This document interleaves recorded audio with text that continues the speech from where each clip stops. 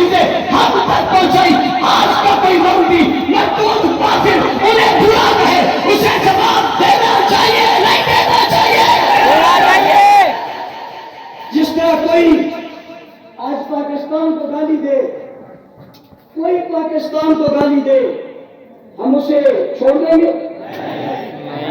بانیہ نے پاکستان کو گالی دے چھوڑ دیں گے؟ میں نے ایک بڑی میٹنگ میں کہا تھا، مولانا معاویہ صاحب موجود تھے، میں نے کہا ایک آدمی کہتا ہے پاکستان مرد آباد، ایک آدمی کہتا ہے فوج مرد آباد، ایک آدمی کہتا ہے ادارے مرد آباد، ایک کہتا ہے قائد اعظم مرد آباد، دوسرا جواب میں کہتا ہے جھوٹ بولتا ہے پاکستان زندہ باد، بانیہ نے پاکستان زندہ باد، فوج زندہ باد، ریاست زندہ باد، یہ زندہ باد کہتا ہے، وہ مرد آباد کہتا ہے، کیا دونوں کے پرچہ درج ہوگا؟ کہنے کہ نہیں، کہنے کہ ایک کہتے ہیں صحابہ برا، دوسرے کہتے ہیں صحابہ اچھے، دونوں پہ پرچہ ہوگا؟ تو دونوں پہ کیوں دیتے ہو؟ کہتے ہیں کہ کراس کرتے ہیں، میں نے کہا وہاں بھی کراس کرو، ہر جگہ کراس کی نہیں ہوتی، کوئی جگہ انصاف کی بھی ہوتی ہے، ساری جگہ کراس کی نہیں ہوتی، کوئی جگہ انصاف کی بھی ہوتی ہے۔ ذرا نقطہ سمجھو کہ ایک آدمی صحابہ کو برا کہتے ہیں، دوسرا اس کا جواب دیتے ہیں، ایک پاکستان کو برا کہتے ہیں، دوسرا اس کا جواب دیتے ہیں، اور جو کہتے ہیں پاکستان والے غدار ہیں، وہ سے جواب میں کہتے ہیں انہیں غدار کہنے والا خود غدار ہے۔ ایک آدمی کہتے ہیں صحابہ کافر ہے، جواب دینے والا کہتے ہیں صحابہ کو کافر کہنے والا خود کافر ہے۔ ادھر پرچہ نہیں بنتا، ادھر بنتا ہے، اس لیے کہ وہ حملہ کر رہا ہے اور یہ دفاع کر رہے ہیں۔ اگر دفاع کرنے والوں کو بھی مجرموں کے کٹہرے میں داخل کر دیا پھر کیا بچے گا؟ لہذا ہم ملک میں امن، انصاف، مساوات چاہتے ہیں، صحابہ کی عزت اور ناموس کا قانون بنوانا چاہتے ہیں۔ پاکستان محفوظ بنیاد اسلام بل جو مولانا معاویہ صاحب اور پرویز الہی صاحب جو اس وقت اسپیکر تھے، انہوں نے مل کر اس بل کو لائے تھے۔ میرا مطالبہ ہوگا آج وزیر اعلیٰ پنجاب سے آپ کو اللہ نے عزت کی، وزارت اعلیٰ کی کرسی، وزارت اعلیٰ کی کرسی پہ آپ کو بٹھا دیا، آپ اسپیکر تھے، آپ یہ لے کر آئے تھے، یہ احساس آپ کے ہاتھ اللہ نے پورا کرنا ہے، آپ کی کرسی بدل کر آپ کو یہ احساس دینے کا موقع فراہم کیا ہے۔ آئیے قدم بڑھائیے، تحفظ بنیاد اسلام بل کو پاس کیجیے تاکہ تاریخ میں زندہ رہے اس بل کو پاس کرنے والا فلاں شخص ہے۔ اور میں آخری بات، ایک بل اور پیش ہوا ہے، ٹرانسجینڈر، جو مرد کو عورت اور عورت کو مرد بنائے۔ میں بڑا حیران ہوں، مولانا معاویہ صاحب مجھے آپ نے بتایا تھا پنجاب میں جب تحفظ بنیاد اسلام پیش ہوا تھا 35 لوگ مقابلے میں آگے تھے، انہوں نے کہا تھا ہم یہ پاس نہیں ہونے دیں گے۔ ان سے ذرا پوچھو اب کہاں، اب کہاں؟ وہ تحفظ بنیاد اسلام بل سے تمہارے پیٹ میں درد تھا جس میں کہا تھا کہ رضی اللہ لکھا جائے گا، خاتم النبیین لکھا جائے گا، اب جو یہ غیر اسلامی بل ہے اس پر وہ 35 لوگ جو تلاش کر پائیں۔ اس کا مطلب یہ ہوا کہ جب بھی اسلام کی مخالفت کی بات آئے گی، یہ طبقہ جب بھی اسلام کے ہیروز کی بات آئے گی، یہ طبقہ سامنے آئے گا۔ اور کئی لوگوں نے پریس کانفرنسیں کی تھی، تو یہ کہا تھا نا ہم تحفظ بنیاد اسلام کے پاس ہونے، ضرور تلاش کرو اس وقت ان کی پریس کانفرنس ہے، اس بل پہ نہیں ہے جس بل میں اسلام کا نقشہ بدلا جا رہا ہے، اس بل میں نہیں ہے جس میں اسلام کی دفاع کی بات کی، اس بل میں ہے، تو بات تو واضح ہو گئی نا، بات تو واضح ہو گئی نا، جو تحفظ چاہتے کس کا واضح ہو گئی جس کا تحفظ چاہتے۔ لہذا ہم پاکستان میں ختم نبوت کا تحفظ چاہتے ہیں، صحابہ کی عزت و وقار کا تحفظ چاہتے ہیں، اہل بیت کی عزت و عظمت چاہتے ہیں۔ میں نے اس اجلاس میں بھی کہا تھا، دونوں طبقے بیٹھے ہوئے تھے، میں نے کہا قانون پاس کرواتے، میں نے کہا تھا اس وقت جو اجلاس کی صدارت کرنا تھا اس سے کہا تھا خالی پیپر مجھے دے دو اور مجھ سے سائن لے لو اور اوپر اہل بیت کے گستاخ کی سزا ان سے لکھوا لو، اور اگر میں مجرم ہوں تو مجھے سزا دے دو، میں اس کے سائن خود کر کے تمہیں دے رہا ہوں، اور میرے سے کاغذ خالی انہیں دے دو، ان کے نیچے سائن لے لو، صحابہ کے گستاخ کی سزا میں لکھ رہا ہوں، اس کو قانون بنا لو۔ اہل بیت کے گستاخ کی سزا تم لکھو، ہمیں منظور ہے، گستاخ صحابہ کی سزا ہم لکھتے ہیں، ہمیں منظور ہے، آؤ فیصلہ کر لیتے، قانون بنا لیتے، ملک قانون کے ضابطے سے بچے گا، ملک قانونی کارروائی سے بچے گا، ملک آئین سے بچے گا۔ بچے گا، ملک اصول سے بچے گا، ملک دستور سے بچے گا، پروپیگنڈوں سے نہیں بچے گا۔ وہ لوگ جو اسلام کے خلاف بل بل کو باہر لیے، دلوں میں چھپ گئے اور اسلام کے بعد گھس کے دل کے لیے باہر آ گئے، پتا چلا ان کا اسلام سے تعلق ہے۔ یہ میں نے جذباتی بات نہیں کی، میں نے پیچھے دلیل دی ہے۔ لہذا ہم نے اس ملک کا دفاع کرنا نہیں کرنا۔ بسم اللہ الرحمن الرحیم، سب پڑھیں۔ بسم اللہ الرحمن الرحیم، لا الہ الا اللہ محمد رسول اللہ، الا اللہ محمد رسول اللہ، محمد رسول لا اللہ، الہ لا الہ الا اللہ محمد رسول اللہ۔ جس سے پر آپ کھڑے کریں ماشاءاللہ، میں نے بھی بیس کے دن دو بات کھڑے کر دوں۔ جس نے پڑھا وہ بھی شامل ہے، جس نے سنا ہے وہ بھی شامل ہے، جس نے سنا بھی نہیں پڑھا بھی نہیں اس کو آتا ہے وہ بھی شامل ہے۔ یہ تینوں طبقے شامل ہیں۔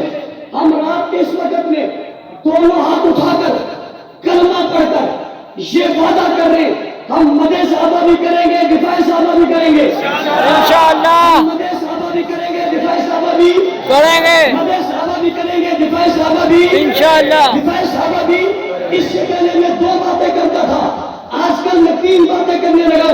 ملک کو بہت خطرات ہیں، اندرون سے بیرون سے، معیشت سے، سیلاب کے، بہت ساری چیزیں ایسی ہیں جیسے ملک کو خطرات لاحق ہو گئے، اور کچھ لوگ ان دنوں میں نیٹ میں جلوس نکال کر اس ملک کو مزید انتشار میں ڈالنے کی کوشش کرتے، کوئی توہین اہل بیت کر کے، کوئی توہین صحابہ کر کے، کوئی ختم نبوت کے انکار کر کے، کوئی نئے نئے قانون بنا کر، کوئی ملک کے اندر افراتفری پھیلانا چاہتا ہے۔ تو میں نے 2 حصوں کو 3 میں تقسیم کیا کہ ہم 3 مرتبہ کلمہ پڑھتے، یہ عزم کرتے ہم مدح صحابہ بھی کریں گے، دفاع صحابہ بھی کریں گے، اور دفاع پاکستان بھی،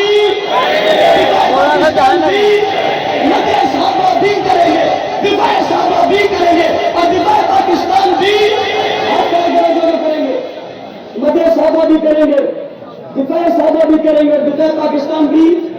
سب کو مبارک ہو، مجمع میں موجود سب کو مبارک ہو۔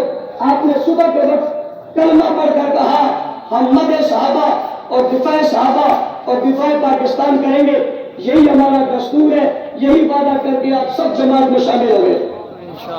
اور اشفاق گجر صاحب، مولانا اشرف طاہر صاحب، میں نے بات اس لیے کہی، لوگ کہتے ہیں یہ لوگوں کو نکال رہے ہیں، کچھ لوگ کہتے ہیں یہ لوگ کو نکال رہے ہیں، یہ دیکھو یہاں سے لے کر وہاں تک سب کو شامل کر رہے ہیں۔ آپ کھڑے کرے تو میں شامل ہو گئے، یہ کھڑے ہاتھوں کی ایک تصویر کر دے دینا اور اس میں کہہ دینا کہ سب شامل ہو گئے۔ جو کہہ رہے ہیں یہ نکال رہے، ہم کسی کو نکال نہیں رہے، کوئی نکل رہے تو اپنے کرتوتوں کی وجہ سے۔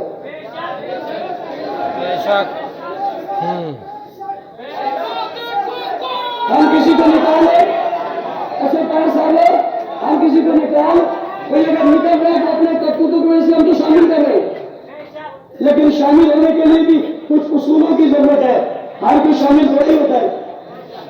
ذہن نصیب اس عادت بزرگ بانس ان بازو نے سمجھ آنے کا کام کرو گے، ہلکے بناؤ گے، پرچم لگاؤ گے، دفاع صحابہ کرو گے، مدح صحابہ کرو گے، دفاع پاکستان کرو گے، درس قرآن کرو گے، مسجد وائز کام کرو گے، اپنے علاقوں میں جا کر پیغام پہنچاؤ گے۔ آپ ایک ایک آدمی شامل ہو، 10 لوگ اور شامل کراؤ گے، 10 لوگ اور شامل کراؤ گے۔ آپ کی نگاہ ادھر ادھر، آپ کے 9 بھی لوگ ہیں، لیکن آئندہ سال جب آپ آئیں گے تو آپ ایک ایک تو نہیں آئیں گے، آپ کے 50 اور آئیں گے، ان سب کے ساتھ آؤ گے، سب کے ساتھ آؤ گے۔